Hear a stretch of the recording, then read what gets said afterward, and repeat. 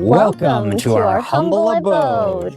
On the road. Today we're going to go over what we've updated on the trailer here, a little solar and lithium upgrade thanks to LiTime batteries. And we're going to tell you how everything's been holding up since our crazy adventures, right? Oh man. Let's get right into it.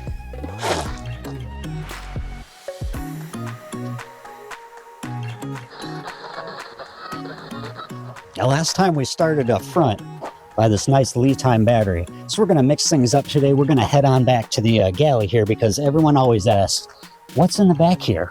Is there a kitchen back there? What's back there? Is there a bathroom or something? Isn't that right, Miss Mojo? Yep. Everyone is always curious what's back here. So today we're going to start by opening up the galley here and showing you what's inside. Ooh, and there it is, folks. So isn't this a nice little basic kitchen? We have everything we need here and nothing we don't, because on this trailer, just like our new battery up front, we want to keep the weight and everything to a minimum. Everything's very compact in here. Things are real tight. We have to plan very carefully what we want. So just the necessities. We got our cooler, 12 volt DC cooler here, powered by the new lithium battery up front. And we got our sink back here with our 10-gallon tank. And here's our utility closet under here, under the sink. We've got our fuse block. And we've got our water pump back there. And people often ask, too, is there a gray tank in here? And no, like I said, we try and keep the weight to a minimum. So this is actually just a straight drain onto the ground here. So you can always put a bucket down here if you're in a place where you need to collect your gray water. Or if not, you know, and it's clean biodegradable water, you can just let it flow right onto the ground. So that's what we do out here. Keep things very simple, right? Mm-hmm. One thing we are thinking of upgrading is this cooler here because it is kind of small and it's getting old. So it's working a little bit too hard, getting really hot back here. And that in combination with our old battery before we got this LiTime upgrade, it was really putting a strain on this whole cooler system. So we're glad to upgrade the battery and might even get a new cooler soon too. But this has been treating us pretty well, ain't that right? Yep, it's worked for everything. Been doing its job. And then in here, we have the cabinets, and on bottom we have a pass-through. So that's you're gonna see in a little bit, this goes right inside to the cabin. And same on Mrs. Mojo's side. We call this Mrs. Mojo's side over here, right? We have his and her side. So there's her pass-through, and we have some kitchen and some cleaning stuff up here. And we have the survival and the winter gear and the cooking up here too. Everything real nice and compact. Like I said, everything we need and nothing we don't. So we've almost got it down to a science now, don't we? I mean, we've been on so many trips with this thing. It's like we'll shave off what we don't need and then we'll add stuff that we were really missing. I always tell Miss Mojo I could live out of this thing by now. And there she always rolls her eyes like right now. She goes, really? But I think at this point, at least for a little while, you know, if the weather wasn't too bad, we could probably live out of this thing for a little while and a little hint of maybe what's to come. So moving on from the galley, there's another upgrade right here that we're going to show you that we put in relation to the cooler I was just talking about, because it was getting a little hot back here over the summer. So I did decide to install another vent right on the side pass through here. And it matches our other cabin vents up here, and that is just to get a little bit of flow coming through here. And we already opened it up, you didn't notice, but I also have another vent right on the back here. So that's helping keep the cooler a little bit lower temperature, especially over the summertime when it's working hard. And I generally don't like drilling through the body here. That did require a 3-inch hole saw to go through the body there, but it all worked out, and I sealed it up with some roofing polyurethane. We've been through a couple storms, and seems like it's working good, and the cooler's a little bit happier. So that's one of the most major body upgrades we've done since then. It was much needed, other than what we're going to talk about in a minute. And before we get there, we're going to head right over here by the vent to our nice little propane mount. And this has been really convenient for us also because we no longer have to lug around that huge 20-pound grill tank. We can just put our cooking grill right here, and I have a little hose that hooks up. No more lugging the tank from the front to the back, or occasionally we would put our propane fire pit on the other side of the trailer, and then it would be a pain because we would have to unhook the 20-pound tank and carry it all over. This one's so much more convenient, just has a little safety pin, unbuckle it, and we can just carry it over to the campfire. So that's another good upgrade right back here. And now we're going to get into the major upgrade on this that has really helped us out and that we were waiting a really long time since we bought the trailer, right, Mrs. Mojo? Yep. We were waiting the longest time to put this on, and we finally made it happen piece by piece. And that is our solar setup that goes down into our solar controller and our new LiTime lithium battery up front. Let's get into it. And look at that nice view of the lake today. Let's see if I can get my shadow out of there. So we have a single 48 volt, 200 watt solar panel right here.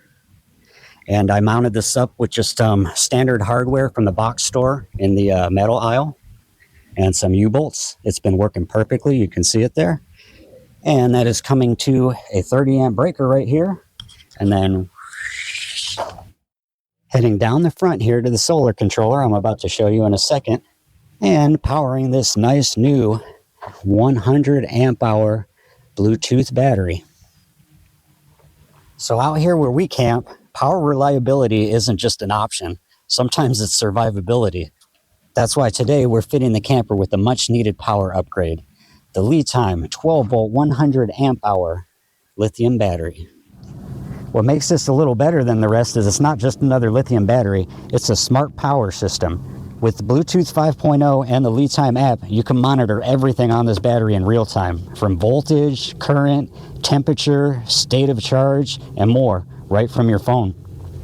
Now, sure, you could go online and just get any old black box lithium battery and hope that it lasts a year. But the difference with LiTime here is they are backed by over 15 years of lithium battery expertise, including over 380 global certifications like UL, CE, and ROHS. And they don't just do lithium batteries. Their ecosystem includes over 100 products, from batteries and chargers to solar controllers, giving you a true one-stop power solution for RVs like this, marine setups, and off-grid adventures.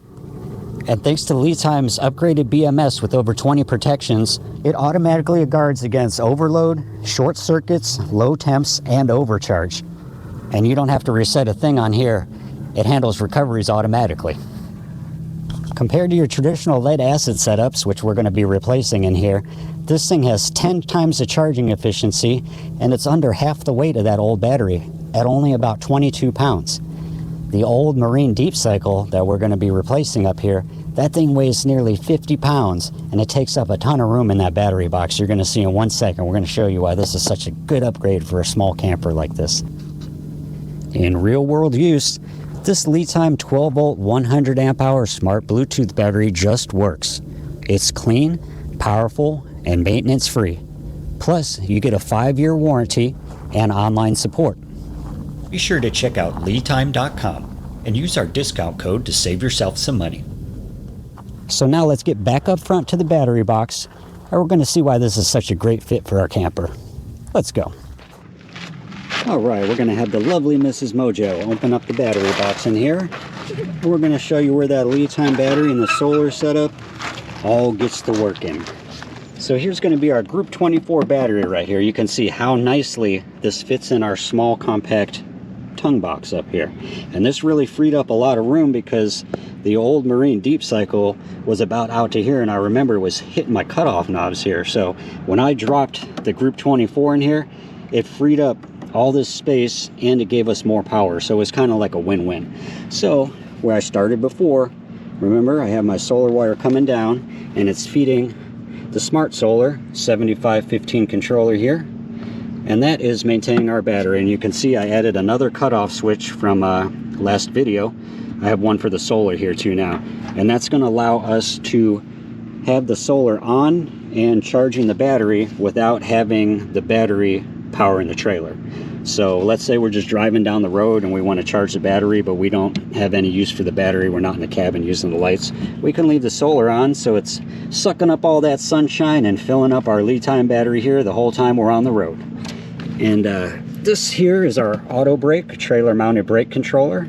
That's because we tow with multiple vehicles and I did not want to install a brake controller on every vehicle. So this has been working great for us. I also installed this backing board in here because all the new stuff we started mounting going to start making it easier, especially if we expand the solar or do any kind of lights on the bottom, which I'm hinting at. We'll get into that in a second, right, Mrs. Mojo? Yes. Yep. And if you're wondering what's in here, I have a Tupperware with our nozzles for the fuel cans up here, so they stay relatively clean on those dirt roads. And just our general trailer items, like our chalk blocks here, our leveling blocks, and you know, locks. I've got some spare fluids in here, some oil and gear oil in case we need it on the road, and bungee cords, e-tool, rock hammer, because you never know, right, Mrs. Mojo? You never know. Not a rock hound if you don't got a rock hammer. That's right. Sometimes you just pull over on the side of the road to check your tires, and next thing you know, you're getting into a seam of something, and then you 3 hit hours gold. pass. No, I'm just and then kidding. you hit gold. That's what we wish happened for for. us, but yeah, that's what that's in there for, the rock hammer. If we hit gold, we'll see a C. We're ready at all times. That's right. So, a nice little upgraded box here. We did think about actually expanding this box before with some at the tractor supply store up there, but once we dropped in the Group 24 and got rid of that annoying lead acid marine deep cycle, it was a Group 27. Once we got rid of that, we found out we had enough room for all our goodies up here, so we nixed that, and we're just going to rock the factory battery box for now. Works perfect. Thank you, Mrs. Mojo. Very good. And then before we head inside to the specialty of our interior designer, we'll just go over the rack up here, because we did change this out. We put a couple more NATO style fuel cans up here, and this was because our Goldfield off-road video, if you haven't seen that video, go ahead, check it out. But that video was the reason we needed fuel cans, because up in Goldfield they don't have a gas station yet, and we were going to do a off-road day. Yep. And we needed spare fuel so we could make it back down to Beatty or back up to Tonopah and get gas. So these have been working good, and we still have Old Faithful over here. That's just a plastic jug. And we can swap these out for water jugs also, so this is pretty versatile over here. We also have a yellow one for diesel, and that's because we also added a diesel heater here for inclement weather camping. No more negative 10-degree weather in Arizona. That's right. We learned our lesson. First adventure, if you've been around. I'll pop that up on screen right here. Yeah, that was our first adventure. We were not prepared. Yeah, remember how I said we would go out with this trailer and we would just basically go bare bones, and then we'd figure out if we brought too much, we'd dump it, and if we nearly froze to death, then we'd say, hey, we really got to get some heat in here or a blanket. Thank God for the dogs. There you go. Yeah, the dog. Survival dogs. Yep. So the fuel cans are an upgrade, and the chairs are still up here. Great place for them. I was thinking about maybe getting a bike rack up here, since we are now doing some e-biking, which you might see on the channel here. Helps us to get some of the ghost towns, helps us get down to the water line to explore Lake Mead. So maybe thinking about put a bike rack up here, but haven't done anything extreme yet. Still got the spare tire mount, and a lot of XTR folks asked me about this. This is just a standard spare tire mount for a trailer, just a utility trailer. And I bolted it right down there to the center support. And it's been working great. It hasn't come loose at all, and we've been on some crazy roads with this trailer. So this has been holding up good, nothing to change up here. And back here, still our field Latrine. We don't end up using this very often. We always seem to find a way, right, Mrs. Mojo? Yes. And with Mrs. Mojo getting professional at camping, you know, we find less and less use for that. But it is always good to have, because you never know where you're going to end up in this trailer sometimes. Isn't that right, Miss Mojo? Yes. And we are getting ready to watch a beautiful sunset down here at the lake. We're all opened up. We're back at the Galley here again. And before we head inside, one thing I will also point out is we added these LED light strips here, which provide a really nice glow under the canopy here, and we can do them red or green or blue, you know, at night, so it's a little bit subdued. Bring it back to our rave days. Yeah, well, we could if it was working. Unfortunately, what I was going to say is it started burning out already, so We've had it for years now. Yeah, it's worked well, and I was going to show it in this update video, but you can see these little lights are burning out. So if you know a light strip solution back here that might work a little bit better and last a little bit longer, let me know, and I'll go ahead and throw that up. So what do you say, Mrs. Mojo? You want to head inside? Home is where the heart is, right? Yep. Or where we parked this thing, I guess. Come on in. Ooh.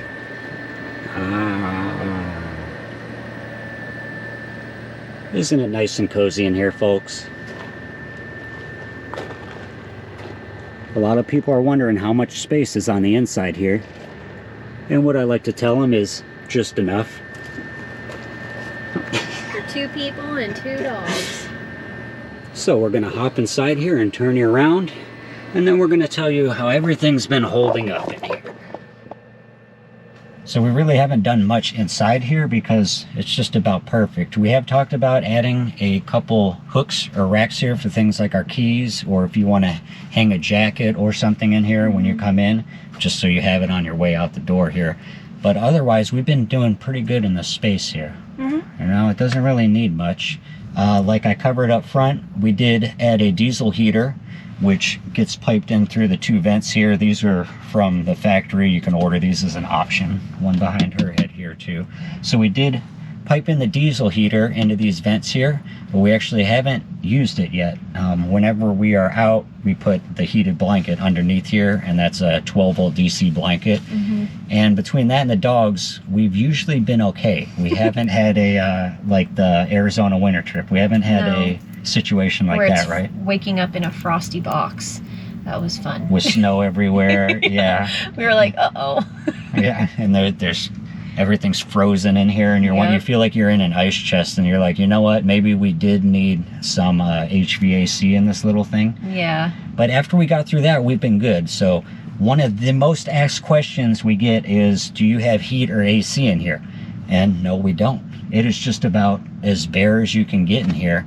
Now, we did think about adding the AC from the factory that sits up on the front rack here, but they didn't have the best those units weren't having the best reputation. They were failing under a year, especially the AC part, leaving you with only heat. So we decided against that, and we said we're just going to deal with the fan and the breeze in here. And what happens is, if it gets too hot and it's over the summer and we're in the desert, we're not going to be inside here. It's just, we're going to be somewhere else. We're going to be off doing an activity. We're going to be under shade somewhere. We're going to be getting cool near water.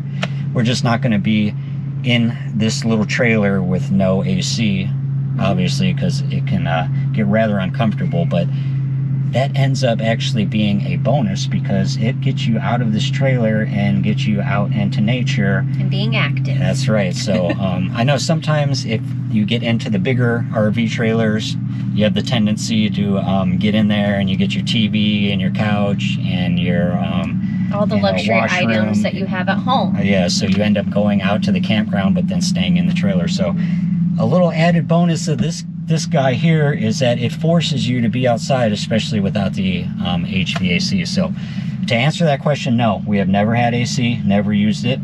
We either tough it out or we don't stay in the trailer.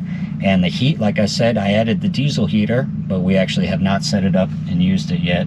And part of the reason was because of this faulty battery we had that we just replaced with the LiTime battery. So with that new LiTime battery and winter coming up, we might get the chance to try out that diesel heater, right? And it is, because it's so small in here, we tried it in the garage, and it pumps this thing full of hot air like a hot box within a couple minutes. You barely need it on for a little bit. So it was almost like we had the heated blanket, which sometimes it can be not enough if it gets really cold, or you have the diesel heater, which just basically smokes us out here because it's too hot. So it's kind of like pick your poison in here, you know? So we, especially Mrs. Mojo here, very proud of you. We've become very accustomed to just acclimating and toughing it out. And part of that was from me being overseas back in the day. I didn't have a choice. We didn't have AC in any of that. But part of it also is just learning that sometimes you're going to go somewhere and you're going to be uncomfortable. It doesn't matter if you have the best AC, you know, the hottest water shower, the most comfortable bed to sleep on. You know, it's just, you're going to have a trade-off there. You're not going to get to go back and see what you wanted to sometimes. So every now and then you got to make a sacrifice. You go in something like this, you can pull wherever you want. You can get way back into the ghost towns and go wherever you want. And then, you know, once it's getting a little bit too much out there in the wilderness, we'll pull this puppy into a campground or a KOA, hook up to power. And clean up. Yep, clean up and then hit right back on the road. Yep. So we've been doing good without HVAC. Just learning to acclimate in here. That's one of the most asked questions. Yep. Now for our second most asked question. I'll let Mrs. Mojo handle this one since it's kind of in her wheelhouse. Where do we go to the bathroom? Yeah, is there a bathroom in here, Mrs. Mojo? Nope, and I hope it wouldn't be in here. Did you see a bathroom anywhere? No. Nope. Nope, no bathroom in here. So that means... Girls don't go to the bathroom. I'm just kidding. That's right.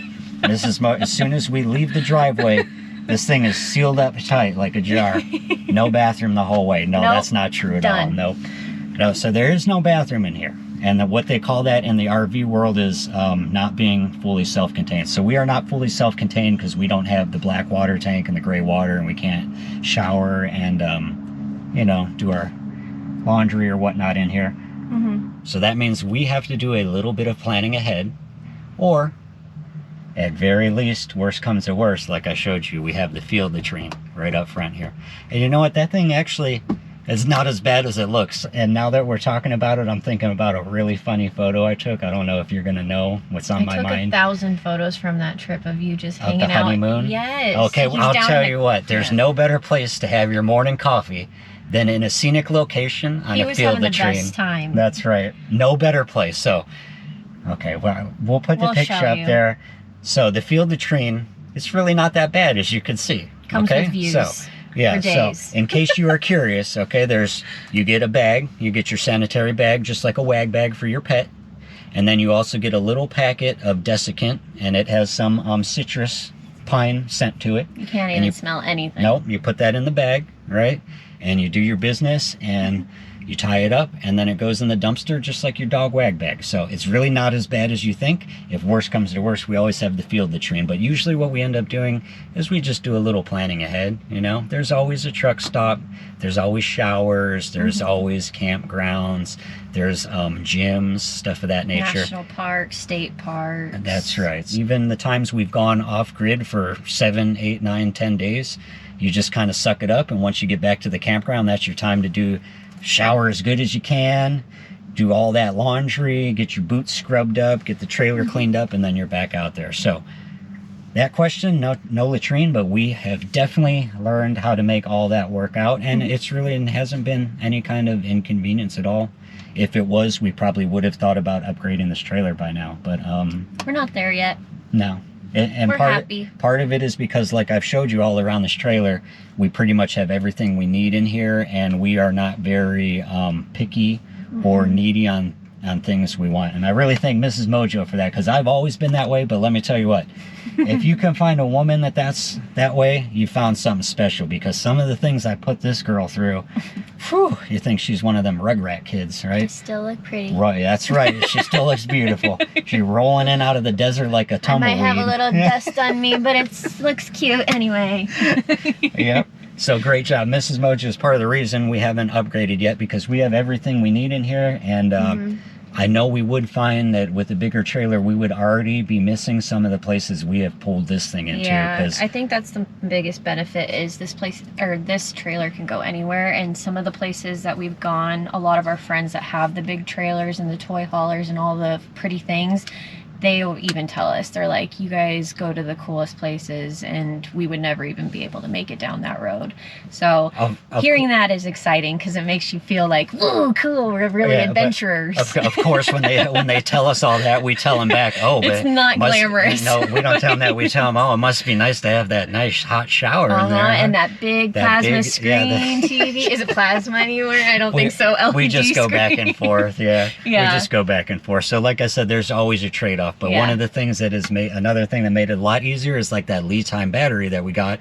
You can get a lot more compact power into smaller spaces like this, where before you might have been really limited to what kind of power setup you were going to have, or the solar panels were big and bulky and added a bunch of weight. You didn't want to deal with that. So a lot of the things like the technology and everything is making this a lot more possible for us to stay in this platform. So we're always looky-looing though, right? We see a lot of nice rigs out there. It's always to fantasize about it. And so, you know, people look at this and they go, wow, look at this. And they don't know we're in here going, wow, look at that. So it is, you know. You're always looking. That's right. So if you see it out on the road, you want to peek in, come over and ask. It might not be the smelling beautiful. I don't know what to say. It's not going to be the most pleasant smells when we're on the road forever, so don't judge us. But I try to make it very cutesy and clean in here, at least. We'll blame it on the dogs, right? Yeah. hopefully Oh, those dogs really got into it got yesterday on the hike. Yeah. Yeah, we'll have to do another show you kind of like Bella's little setup for bedtime. Yeah. Maybe. And so one of the very last things that people always like to ask, because they see it from the outside and they don't see in here, they always ask, how do you get changed? Can you stand up in here? And well, you can see, even me being a short person, it's really hard to stand up, but this is basically how I make it happen right here. I can bend over and, you know, the pants are kind of tough, and then you're off to the races, you get your shirt on and you go. So no, we can't stand up in here. I know from the outside it might look like there's room. Sometimes it looks like the wheel well is sunken or something. So no, this is the standard size XTR. Can't necessarily stand up. We can get changed in here fine, but they do have a tall one called an XL, and that one you can stand up in. It's much more like a utility trailer. Yeah. So the solution for that, which was in the back, I'll pop up a video here, is we actually got a pop-up tent. Okay, and that will allow us right outside the door here, or that door, we can put up a pop-up tent, or in combination with the awning on one side and the pop-up tent on the other, we can either have a open changing area or enclosed changing area. And the reason we got that tent also was because we were had the field latrine in mind up here, thinking we could also use it as a bathroom tent, but it has never came to that. So no. That's another solution for the latrine. You can get a pop-up tent, set it right outside the door here, put your latrine over there. As soon as you swing out the door, you have your little changing area that's enclosed, nice and private. You have your field latrine and everything you need. But we've never had that. So even in the coldest of weather, even in the hottest of weather, I'm getting out right here, and I'm either putting clothes on as fast as I can or taking clothes off as fast as I can, one of the two. So no, we can't stand up in here. Sometimes it is hard to get changed, especially for a beautiful little flower like Mrs. Mojo. Oh, it's easy. It's so not hard. She gets it done. Yeah, like I said before, we'll go to the campground and use the restroom or what, if it really comes down to it. But no, most of the time we're not standing up in here. We're either in here sleeping, we're going to be in here relaxing like we are now, watching the sunset or reading a book or listening to music. Basically winding down. Winding down, yeah. Is what we hang out in here. Yeah. If we're, you know, socializing or whatever, we're outside the camper most of the time. The only time is settling down in here. Yeah. This thing has been doing great, and as far as how it's been holding up, we've been doing very good with this thing, right? Yeah, no major issues that we've come across. I don't think I can think of anything, honestly. Yep, I'm gonna go outside and just do one more walk around here and give you the last update on that before we close it out. And we're gonna show you a little bit of this beautiful sunset on the water here. But I think we just about hit everything for this video. What do you think? Did we miss anything? I don't think so. No? To be honest with you, no. No? Okay, well, let's just go over how everything's holding up, and then we're gonna close you out with a nice shot out here. All right. We'll see you in a second. Look at that beautiful sunset.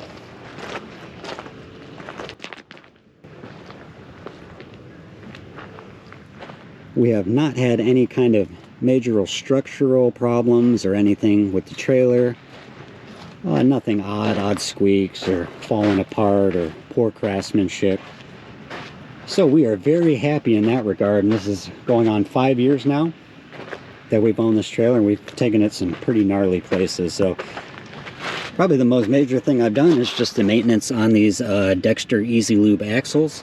If you aren't familiar with these hubs, right behind the cap here, there is a grease nipple, and you can service the hubs just by pulling this off, shooting the new grease in there and pulling the old dirty stuff out, and everything has been holding up very well on these axles. No problems off-road. Plenty of clearance, as you can tell, on this trailer. And most of the time our clearance is actually limited by the tow vehicle and not the XTR. So that is what makes this thing so great for off-roading and reaching remote places. If you have any questions about the XTR Camper, feel free to drop us a comment below. And if you're looking for an energy solution for your RV, marine, or off-grid setup, be sure to check out the LiTime lineup, and don't forget our discount code at checkout. Until next time, stay hydrated, stay happy out there, and remember, it's not the size that matters, it's how you use it.